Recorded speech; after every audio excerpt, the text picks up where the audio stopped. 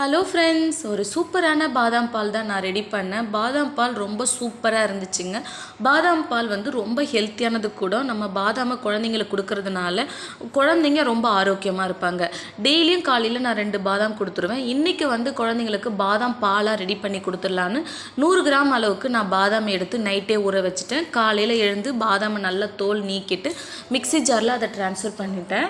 Transfer பண்ணதுக்கப்புறம் இந்த பாதாம் பாலுக்கு வந்து வாசனை கொடுக்கறதுக்காக நான் 3 ஏலக்காவை எடுத்துக்கிட்டேன்.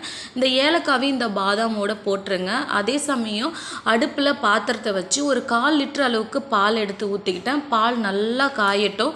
உங்ககிட்ட குங்குமப்பூ இருந்தால் நீங்கள் யூஸ் பண்ணிக்கங்க. ஸோ ஆனால் நான் மஞ்சள் யூஸ் பண்ணேன். மஞ்சள் ரொம்ப நல்லது, எனக்கு கலரும் கொஞ்சம் நல்லா கிடைக்குன்றதுக்காக நான் யூஸ் பண்ணிக்கிட்டேன். கொஞ்சமாக மஞ்சள் போட்டு பாலை நல்லா கிளறி விட்டுக்கோங்க. அதுக்கப்புறம் நம்ம அரைக்க போகிற இந்த பாதாமில் கொஞ்சமாக பால் ஊற்றி கொஞ்சம் கொரப்பாக அரைச்சிக்கோங்க. அப்போ தான் சாப்பிடும்போது கொஞ்சம் மென்று சாப்பிட்றதுக்கு நல்லா சூப்பராகவும் இருக்கும், ருசியாகவும் இருக்கும்.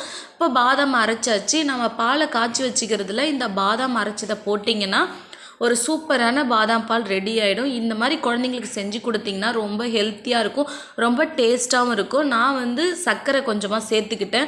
உங்களுக்கு தேவைப்பட்டால் நாட்டு சர்க்கரை கூட யூஸ் பண்ணிக்கிங்க. அவ்வளோ ஒரு சூப்பரான பாதாம் பால் வீட்டிலே ரெடி பண்ணேன். சூப்பராக இருந்துச்சு. நீங்களும் ரெடி பண்ணி குடிங்க. பாய் பாய்.